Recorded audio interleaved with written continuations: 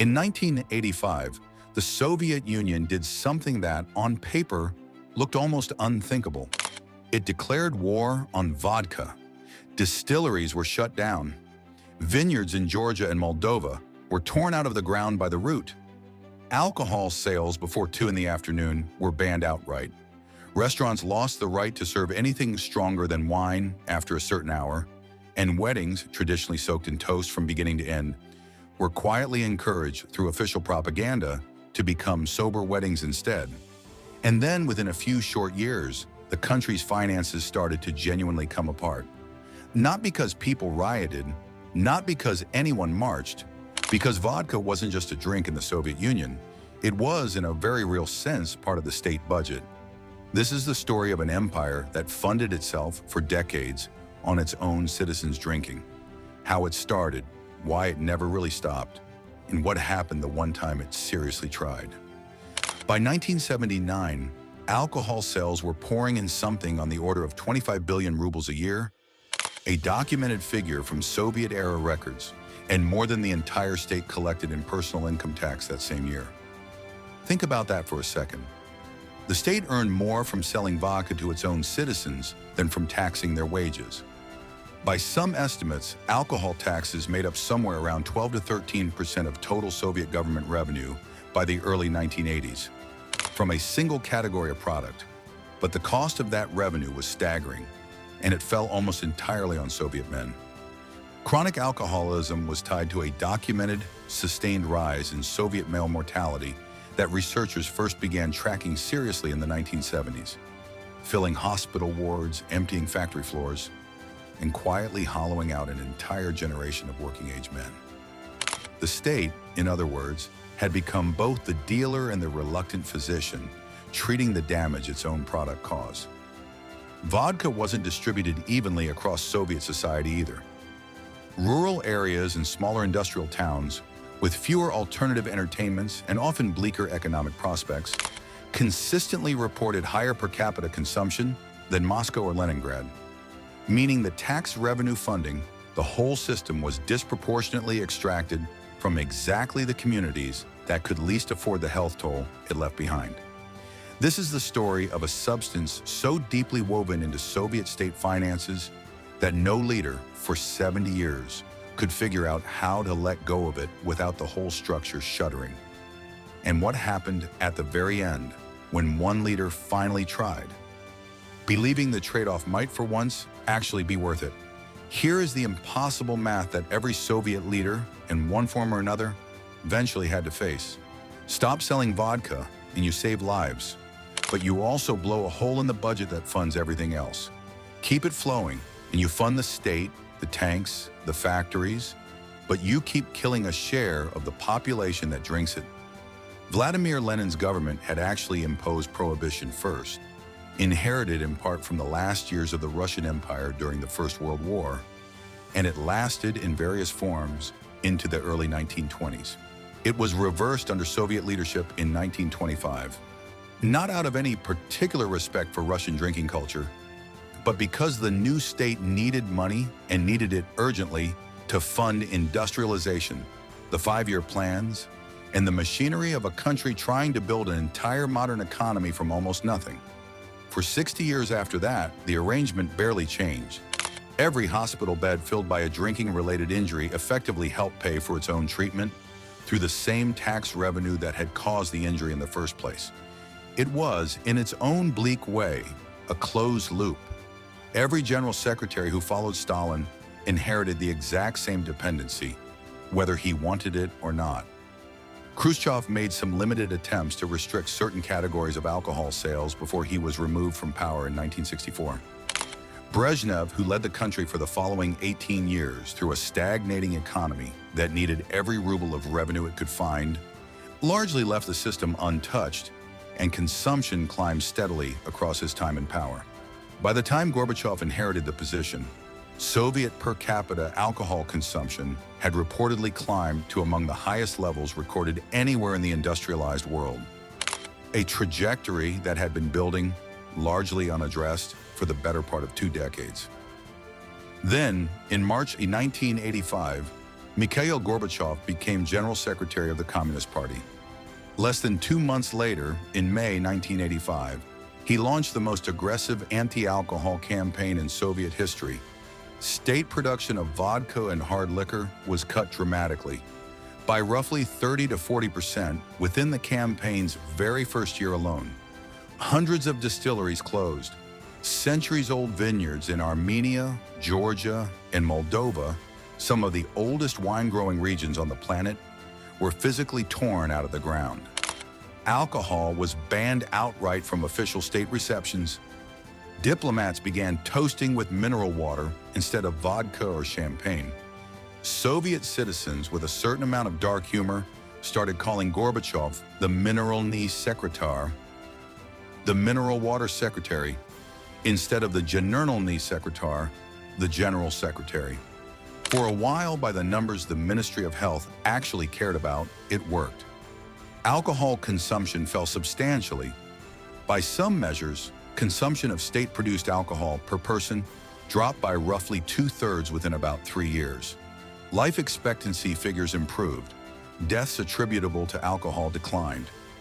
To hit those targets, entire regional economies had to be quietly restructured around producing less of the one thing they'd been optimized to produce for decades.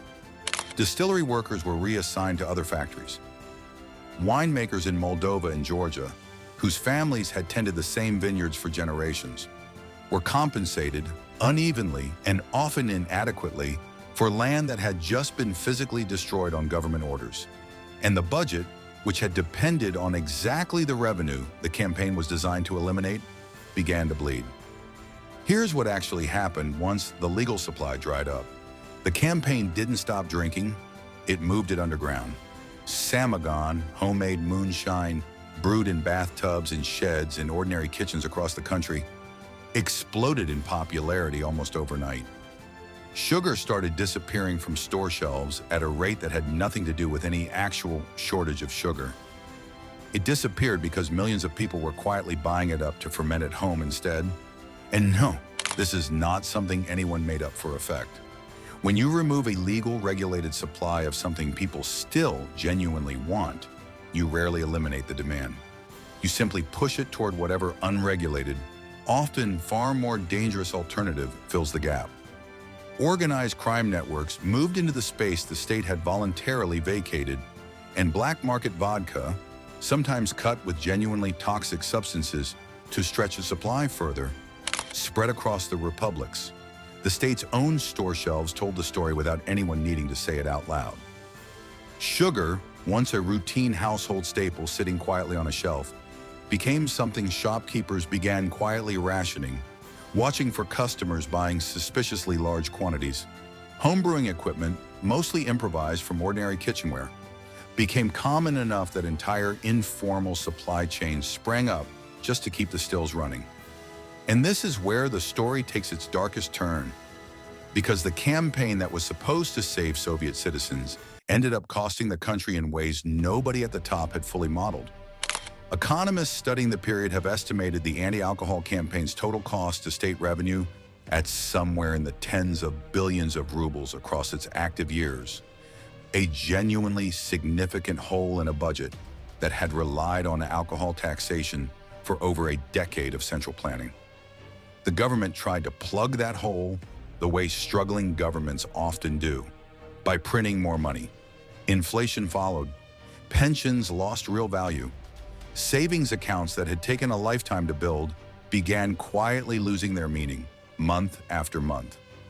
Facing mounting unpopularity and a budget crisis it could no longer ignore, Gorbachev's government formally wound the anti-alcohol campaign down in October 1988, a little over 3 years after it had begun with such confidence. Vodka production itself didn't actually return to its pre-campaign levels for years afterward.